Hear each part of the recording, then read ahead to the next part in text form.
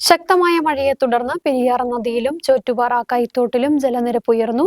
തീരദേശവാസികൾ ആശങ്കപ്പെടേണ്ടതില്ലെന്നും ജാഗ്രത പാലിക്കണമെന്നും അധികൃതർ മുന്നറിയിപ്പ് നൽകി. ബുധനാഴ്ച രാത്രി മുതൽ പെയ്യുന്ന ശക്തമായ മഴയെ തുടർന്ന് പെരിയാർ നദിയിൽ ക്രമാതീതമായി ജലനിരപ്പ് ഉയർന്നിരിക്കുകയാണ്. ഇതോടൊപ്പമാണ് പെരിയാർ നദിയുടെ പ്രധാന കൈത്തോടായ പെരിയാർ ചോറ്റുപാറ കൈത്തോട്ടിലും ജലനിരപ്പ് ഉയർന്നിട്ടുള്ളത്. ഏതാണ്ട് 2 അടിയോളം ഉയരുകയാണെങ്കിൽ റോഡിലേക്ക് വെള്ളം എത്തുന്ന അവസ്ഥയിലാണ് ഇപ്പോൾ ഉള്ളത്. നെല്ലിമല ജംഗ്ഷൻ, ചൂരക്കുളം ആശുപത്രിയുടെ ഭാഗങ്ങൾ, അതോടൊപ്പം ഗക്കിക്കവല, ചൂരക്കുളം കവല എന്നിവിടങ്ങളിലാണ് വെള്ളം കയറുവാൻ സാധ്യതയുള്ള സ്ഥലങ്ങൾ. ഈ സ്ഥലങ്ങളിൽ നിരവധിയായ ആളുകൾ താമസിക്കുന്നുണ്ട്. ഇതോടൊപ്പം വിവിധ സ്ഥാപനങ്ങളും പ്രവർത്തിക്കുന്നുണ്ട്.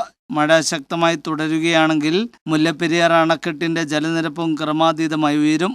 136 അടി റൂൾ കർവ് കഴിയുന്നതോടുകൂടി ഷട്ടറുകൾ ഉയർത്തി പെരിയാർ നദിയിലേക്ക് മുല്ലപ്പെരിയാറിലെ അധിക വെള്ളം കൂടി തമിഴ്നാട് ഒഴുക്കിവിടുമെന്ന് മുന്നറിയിപ്പ് നൽകിയിട്ടുണ്ട്. ഇങ്ങനെയാണെങ്കിൽ നിലവിലെ ജലനിരപ്പ് ഉയർച്ചയ്ക്കൊപ്പം ഷട്ടറുകൾ ഉയർത്തുന്നതോടുകൂടി ജലം പെരിയാർ നദിയിലേക്ക് ഒഴുകിയെത്താനും തീരദേശവാസികളുടെ വീടുകളിലേക്ക് കയറാനും സാധ്യത ഏറെയാണ്. ജില്ലാ ദുരന്ത നിവാരണ അതോറിറ്റിയുടെ നിർദ്ദേശപ്രകാരം വണ്ടിപ്പെരിയാർ ഗ്രാമപഞ്ചായത്ത്, പീരുമേട് താലൂക്ക് ഓഫീസിന് കീഴിലെ വില്ലേജ് ഓഫീസുകളിൽ 24 മണിക്കൂറും പ്രവർത്തിക്കുന്ന കൺട്രോൾ റൂമുകൾ പ്രവർത്തനം ആരംഭിച്ചിട്ടുണ്ട്. ഇതോടൊപ്പം ആളുകളെ മാറ്റിപ്പാർപ്പിക്കുന്നതിന് വേണ്ടി വണ്ടിപ്പെരിയാർ മേഖലയിൽ Vandiperiyar community hall, government UP school, LP school എന്നിവിടങ്ങളിൽ സൗകര്യം ഏർപ്പെടുത്തിയിട്ടുണ്ട്.